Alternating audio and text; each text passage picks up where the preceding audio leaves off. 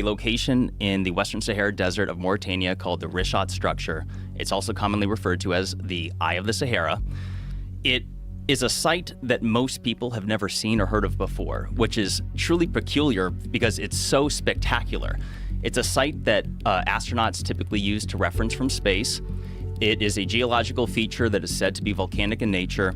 And what's so spectacular about this is that it just so happens to match more than a dozen striking similarities to what Plato had described as the lost ancient capital city of Atlantis. Plato had described Atlantis as being the capital. Let me just mention that because it was an empire said to be made up of 10 kingdoms. And what I'm focusing on is the lost capital city, which was said to be made up of concentric circles, 3 of water, 2 of land, which matches the Richat structure.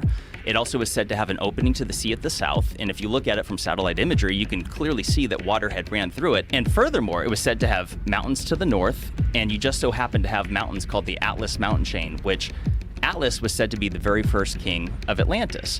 And what's interesting is that the very first known king of Mauritania, which is where the Richat structure is located, is also their very first known king was also named Atlas. And though I'm not saying that that's the same individual, but what we do today is we pass down names, right? Like people like, oh, my dad's name's John, and so is my son. And so it's another striking similarity, but it goes further than that. Like there's geological similarities, such as the fact that Atlantis was said to be made up of red, black, and white color stone, which is another similarity you see at the Richat structure. It was said to have an abundance of gold and that the outer walls were lined with it.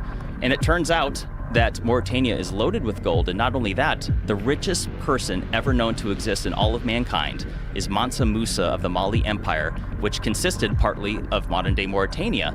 And he was so rich from gold that he would be richer than Elon Musk and like Bezos combined almost. Like many unfathomable amount of billions of dollars. So that's another similarity. What year was this? Right. There are parallel universes right now that exist on things that you would have thought everyone can accept as a basic fact. Like what?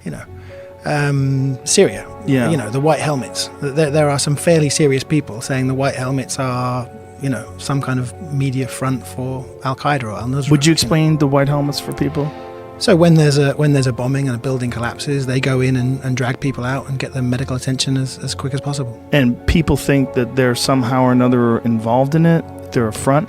Yeah, and the footage is faked in order to drum up sympathy for the rebel-held areas. I mean, I've heard, serious people say that. Serious people? Yeah, not loons on Facebook. I've heard, Like journalists? Or Yeah. You wouldn't be able to really get, like, I know people that have gone to Venezuela and they come back and they go, I don't know what the fuck is going on over there. I don't know who to believe. I don't understand it. Venezuela is a very strange one. And I get messages all the time, and I've had Abby Martin who goes over there and she has one take on it, and I have other people that I talk to that have a different take on it, and I do not know. I don't know who to believe, and I think you'd have to go over there and you'd have to spend a lot of time to try to figure this out, and it would have to be the entire focus of your life to really try to parse it out. That was the theory that Terence McKenna had to the thing that's going to change the universe, is that one day someone's going to invent a time machine, and that when they invent a time machine, all time ceases to become linear. So you think if you have a time machine, well, I'll just go back to the time where they were making the pyramids and I'll watch them do it. That's not what it works like. What he was saying, you can't travel where there are no roads. So once a road gets built, then you can travel. So once a time machine gets invented, then anyone from the invention of the time machine forward to forever can come back to that moment and can go to any point in time from that moment to the end of time. So all time ceases to be linear. So there's no like tomorrow will be Wednesday and the next day will be Thursday. No. It's everything happens everywhere all at once. So people can travel back and forth through time. You can never own anything because someone could just travel through time and take it away from you when you weren't looking. Like as time travel gets more and more sophisticated, you can go back and forth in time while you're talking to people.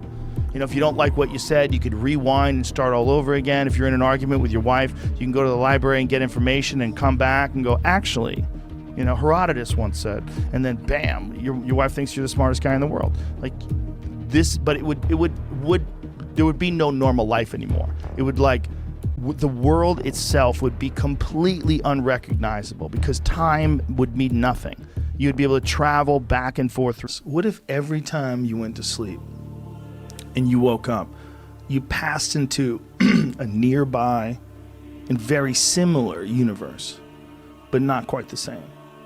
And depending upon your choices and how you live your life, it's how you wake up and what new one you pop into on the other side. And everyone's just a little bit different.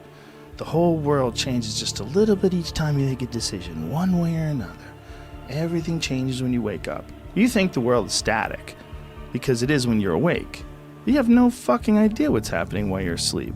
And when you wake up again, you have this foggy recollection of the past. And that's what you're going by. You're going by every morning waking up with a foggy recollection of the past. That's what you're doing. And you're assuming that nothing's changed and everything's static. And while you were asleep for 8 hours, nothing weird happened. You don't know what the fuck you're talking about. You have no idea. You're dreaming. You're having crazy fantasies and shit. Weird stuff is happening. You're fucking mermaids. You're flying through the air on a helicopter. You know, weird things happen when you're dreaming. What is all that about? Yeah. We don't even know. We have no idea what that is. That soup of possibilities that's fucking swirling around in between your ears while you're snoring up a storm. And then, boom, you wake up. Are you sure those memories are real? Are you sure that this isn't a whole completely new universe you're living in today? Or assimilation. Or assimilation.